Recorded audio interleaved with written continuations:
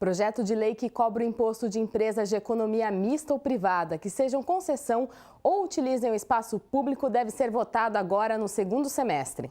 Proposta de autoria dos vereadores Rafa Zimbaldi e Marcos Bernardelli tramita no Legislativo desde abril. O aeroporto de Viracopos é um dos locais que possuem a isenção. A Prefeitura de Campinas se reuniu com o executivo da cidade de Guarulhos para estudar essa cobrança. Na Comissão de Política Urbana, a expectativa é para a discussão do plano diretor no segundo semestre. A Prefeitura lança projeto de Centro de Treinamento Paralímpico de Natação. Saúde. No quadro semanal, o alerta da leishmaniose. Os casos de valinho já chamam a atenção das autoridades daqui de Campinas para o problema. E depois da suspensão de novas internações na UTI neonatal e do atendimento a grávidas de alto risco na maternidade, nós vamos entender o que é o vírus sincicial que afeta tanto os recém-nascidos e como os pais podem prevenir que o bebê seja infectado. Hoje é sexta-feira, 7 de julho, e o Câmara Notícia está no ar.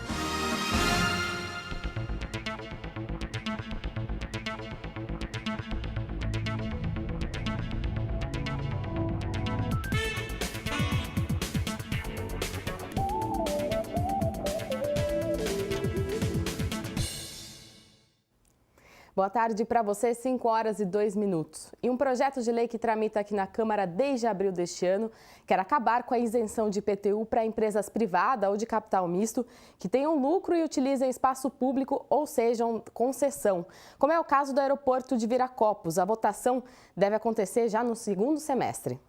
Um projeto de lei dos vereadores Rafa Zimbaldi e Marcos Bernardelli que visa a cobrança do imposto predial e territorial urbano de imóveis cedidos pelo poder público, ocupados por empresas privadas ou de economia mista, está dando o que falar em Campinas. É o caso do Aeroporto Internacional de Viracopos. Agora, a Prefeitura de Campinas também está de olho no assunto e até se reuniu nesta semana com representantes da Prefeitura de Guarulhos, que passa pela mesma situação com o aeroporto de Cumbica. A tentativa é fazer que os estudos andem juntos, tanto aqui por Viracopos quanto lá o de Cumbica. Como são os dois maiores aeroportos do país, a gente imagina que vai ser até uma questão de segurança jurídica, que a nossa atuação tenha parâmetros bastante semelhantes. Então, esses estudos talvez nos permitam, eu acredito muito certamente, que vai ser poder cobrar a partir do ano que vem, o IPTU. A possibilidade de cobrança do IPTU dos aeroportos surgiu após a decisão do Supremo Tribunal Federal, no início de abril, que concluiu 2 julgamentos e autorizou a cobrança de um terreno arrendado no Porto de Santos pela Petrobras e também de uma concessionária de veículos em área da Infraero, no Rio de Janeiro. No mesmo mês, os vereadores Rafa Zimbaldi e Marcos Bernardelli protocolaram o projeto de lei na Câmara de Campinas. Com base nessas 2 decisões, nós propusemos e apresentamos esse projeto de lei, por mim, firmado e pelo presidente Rafa Zimbaldi, no intuito de que a situação do aeroporto aqui em Campinas fosse levado a efeito para pagamento de IPTU e também outros imóveis, como, por exemplo, o estudo que tem que ser feito com o aeroporto dos Amarais. Nós sabemos aqui que nós temos postos de combustíveis utilizando o imóvel público com a bandeira da Petrobras, mas que, na realidade, hoje são empresas privadas e não pagam o IPTU. Ainda não há previsão de quanto o município pode arrecadar com a cobrança. Pelo que se já ventilou, é um valor muito razoável. E nós procuramos representantes do aeroporto de Viracopos para comentar esse projeto. Em nota, a concessionária disse considerar que não se enquadra na obrigatoriedade do pagamento do IPTU, independente do fato do aeroporto estar localizado em uma área pública da União Federal. A atividade por ele exercida se trata de uma concessão de serviços públicos. Essa foi a nota de Viracopos. A Comissão de Política Urbana deu parecer a pelo menos 20 projetos neste primeiro semestre e para o próximo período a expectativa é com a chegada do plano diretor. A Comissão de Política Urbana é presidida pelo vereador Zé Carlos e composta pelos vereadores Chico Costa, Gilberto Vermelho, Luiz Carlos Rossini e Marcelo Silva. Nos primeiros 6 meses deste ano, eles concederam pareceres de pelo menos 20 projetos em 4 reuniões. Tínhamos aí muitos desses projetos encalhados aí em certos gabinetes e que vieram para avaliação da comissão, como aquele que estabelece lei, que estabelece o acolhimento tolerado nas instituições de longa permanência. Esse é um problema sério que a gente tem em Campinas, porque ele mexe com pessoas idosas. E esse projeto é de autoria do ex-vereador Cid Ferreira, e que estava aí sendo seguro por alguma comissão na casa. E nós trouxemos ele para o debate. No próximo semestre, Zé Carlos aponta que as discussões da comissão devem ser centradas no plano diretor estratégico. O projeto estabelece as diretrizes para o desenvolvimento da cidade nos próximos 10 anos. O plano deveria ter sido votado em 2006, mas em um acordo com o Ministério Público Estadual foi adiado para este ano. A Prefeitura deve enviar o projeto até o dia 30 de agosto. Eu acredito que o próximo semestre, segundo semestre desse ano, 2017, ele deverá ser muito mais trabalhoso, uma vez que virá para a Câmara abrir o debate, o plano diretor da cidade de Campinas. E agora vamos fazer essa revisão do plano diretor. A Prefeitura está fazendo aí diversas reuniões com a população, e quando chegar aqui na Câmara não vai ser diferente. Nós também temos que fazer diversas audiências públicas, o quanto necessário for, para ver se existe alguma dúvida, se tem alguma emenda para ser anexada. Na próxima semana, a gente continua com o balanço das comissões nas 2 edições do jornal Câmara Notícia. E hoje pela manhã, a Prefeitura lançou um projeto para um centro de treinamento paralímpico de natação. Depois do lançamento do Centro de Treinamento em Esportes Paralímpicos de Campinas e região para o atletismo, agora a cidade vai ter um CT para natação. É um projeto que nós temos na nossa população 14% de pessoas ou com deficiência ou com alguma mobilidade reduzida. Então é importante ter esse projeto de apoio, é uma parceria Prefeitura Municipal, SESI, e também com o apoio de alguns patrocinadores particulares. Então essa soma de esforços, mesmo no momento de dificuldade econômica como a gente tem vivido, permite a gente fazer projetos vitoriosos como esse. O presidente da Comissão das Pessoas com Deficiência Física ou Mobilidade Reduzida da Câmara, o vereador Jorge da Farmácia, destacou que este é um projeto para ajudar atletas a competirem em alto nível, mas também como uma forma de inclusão social. Nós na Câmara, lá na comissão, nós trabalhamos muito a inclusão. A questão, às vezes, não é somente um atleta de alto rendimento, e sim a gente humanizar e incluir essas pessoas. Eu falo para você com toda sinceridade, essas pessoas, elas fazem a gente viver cada vez mais, eles são um exemplo de vida. A nadadora Edênia Garcia, primeira brasileira a conquistar o tricampeonato mundial, e também medalhista nos Jogos Paralímpicos de Atenas, Pequim e Londres, acredita que em curto espaço de tempo, Campinas vai conseguir revelar atletas graças a esta estrutura. A gente precisa muito de ter esses centros espalhados pelo Brasil, e Campinas sai na frente, né? Com um projeto super bem embasado, um projeto muito bem feito. E eu acredito que a gente tem muito a colher bons frutos daqui a alguns anos, né? A gente já tem o Thiago, que é um atleta de base, que já tem uma grande expressão a nível nacional. Então eu acredito que a importância realmente é essa, trazer resultado tanto para Campinas como para o Brasil também. E este projeto de alto rendimento, a princípio, vai até maio de 2018. E veja a seguir, o vírus sincicial, que já infectou mais de 40 recém-nascidos, fez a maternidade interromper as novas internações na UTI neonatal e o atendimento a grávidas de alto risco. Esse é o tema da nossa entrevista semanal.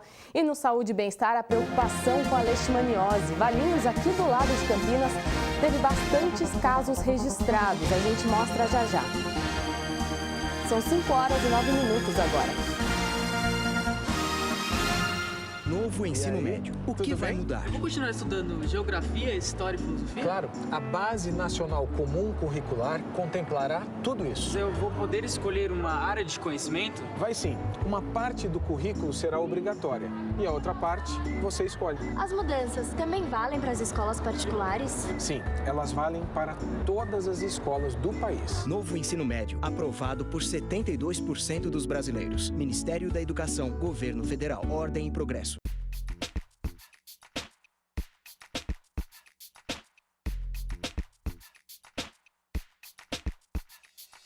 A média, 8 horas. Existe o dormidor curto, que é de 4 a 6 horas, e o dormidor longo, coitado, que precisa de 10 a 12 horas. Esse realmente é muito prejudicado no sistema agora, que não permite ninguém dormir muito. A média é 8 horas. Quanto mais velho você vai ficando, menor é o tempo de sono. E você vai diminuindo o sono profundo no paciente idoso e aumentando os estágios 1 e 2. Então o velhinho dorme menos e mais superficial. Por isso que o velhinho acorda no meio da noite, você encontra ele comendo. Sim, vai diminuindo o sono 3 e sono REM na terceira idade. A chegada dos dias mais frios afasta os doadores e diminui as doações de sangue. Precisamos enfrentar o frio sem perder o calor da solidariedade. Doe sangue também no inverno e aqueça os estoques de nossos bancos de sangue. Temperaturas baixas, solidariedade em alta. Doe sangue. Hemocentro Campinas Unicamp. Informe-se 0800 722 8432.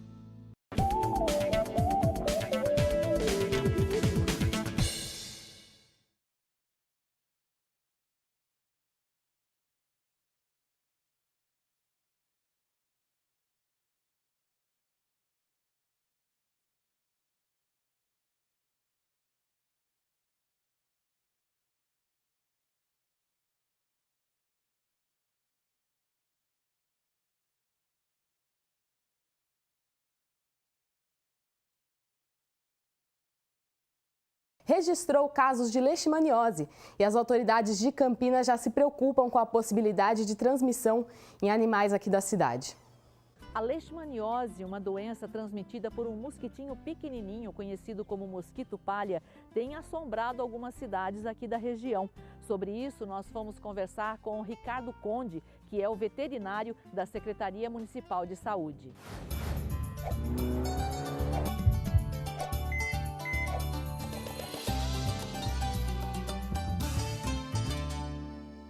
A leishmaniose, na sua forma visceral, é uma doença causada por um protozoário, cuja transmissão se dá através da picada de um mosquito que a gente denomina mosquito palha. É um mosquito muito pequenininho, então para que ocorra a transmissão, a gente tem que ter um animal infectado com esse protozoário, ele é picado por um mosquito e esse mosquito, depois de aproximadamente 15 dias, tem condições, uma vez infectado, de passar o protozoário para um outro animal ou eventualmente para o humano.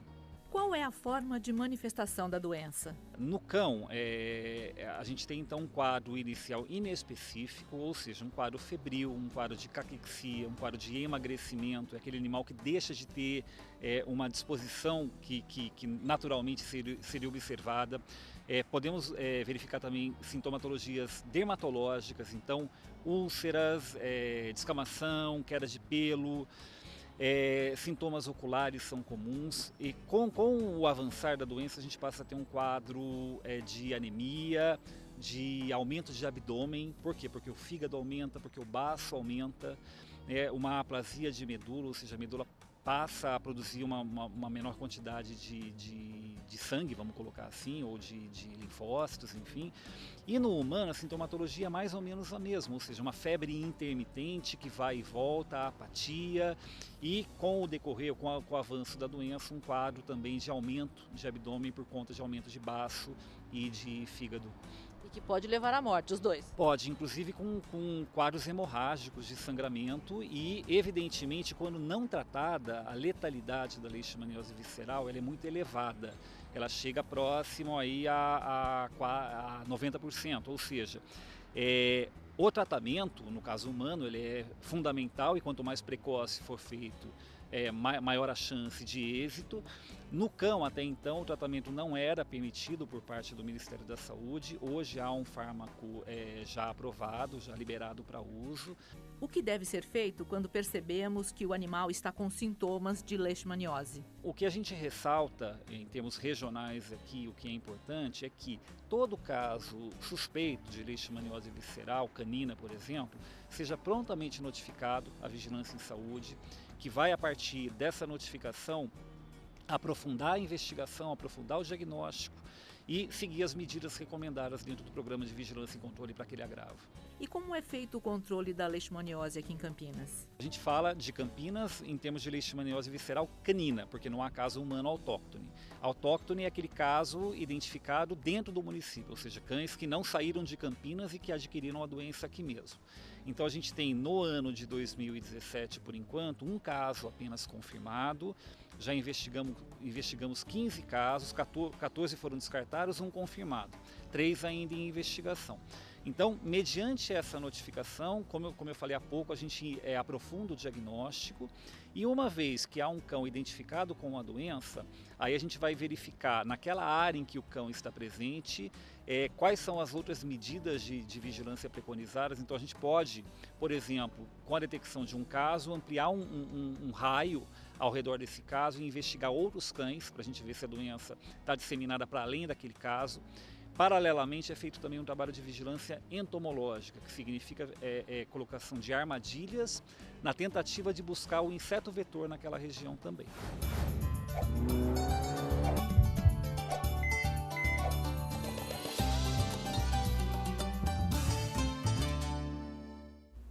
A gente continua falando de saúde. Faz 9 dias que a maternidade de Campinas interrompeu as novas internações na UTI neonatal e o atendimento à grávida de alto risco. O motivo é um vírus respiratório grave que já infectou mais de 40 recém-nascidos. E na nossa entrevista semanal nós vamos entender mais sobre esse problema com a Marinice, que é a diretora técnica da maternidade, também pediatra. Seja muito bem-vinda aqui ao Jornal Câmara Notícia, Marinice. Obrigada, a maternidade que agradece. Primeiramente, o que é o vírus sincicial e por que ele é tão grave para os recém-nascidos? O vírus sincicial é um dos muitos vírus que dão sintomas gripais. Tá? Ele está junto com os demais vírus que infectam a população adulta. Ele infecta qualquer faixa etária, mas a sintomatologia é mais expressiva em crianças menores, até pelo calibre das vias aéreas, são menorzinhos, são pequenininhos. E a expressão maior, então, é nas crianças abaixo de 2 a 3 anos. Tá? É um vírus que nos visita todos os anos, tá? Desde 56, quando foi isolado. Tá? E no Brasil, a sazonalidade dele gira em torno de abril a agosto. Tá? Todos os anos a gente se depara com ele, alguns anos com mais ou menos virulência, menos agressividade. Este ano, então, é um ano agressivo pelo número de casos que a gente vê aí registrado. Por que ele é tão grave para os recém-nascidos nessa faixa etária até 2 anos? Justamente pelo tamanho das vias aéreas. Tá? Quando você tem um resfriado e fica com as mucosas inflamadas, você tem calibres grandes de vias aéreas. Os bebês não. São muito pequenininhos, incham mais fácil, fica mais difícil passar esse ar. É só esse motivo. Agora, para os pais que estão em casa, estão preocupados, né, com esse vírus aí, que sintomas eles precisam prestar atenção?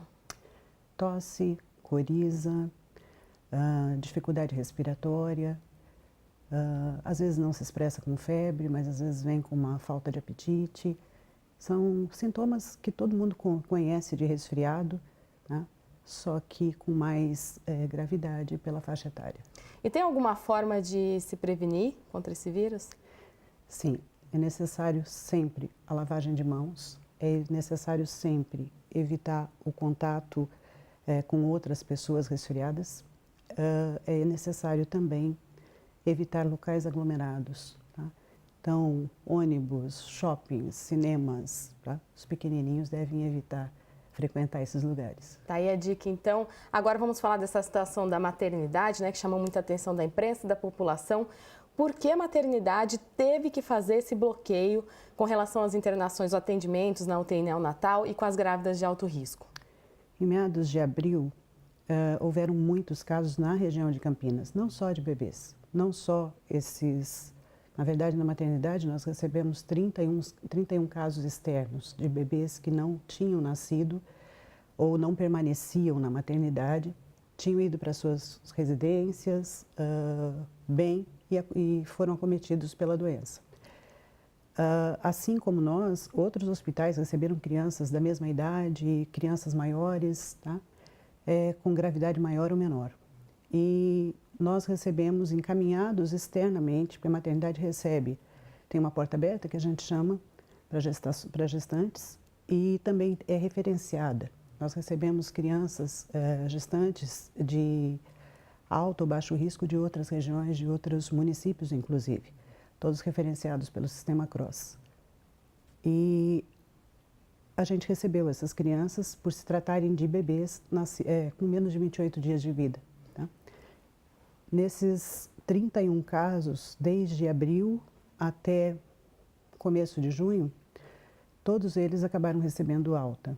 E alguns casos foram detectados de bebês que nunca haviam saído do hospital. Haviam nascido, ficado dentro da UTI por algum motivo próprio da sua prematuridade, da sua doença, da sua comorbidade, e acabaram adquirindo. Foram 12 casos, tá, de bebês que adquiriram dentro mesmo do hospital. Agora, hoje, completam aí 9 dias dessa suspensão de atendimento. Tem alguma expectativa para normalizar essa situação? Nós estamos fazendo a vigilância constante porque o vírus ele tem um período de transmissão.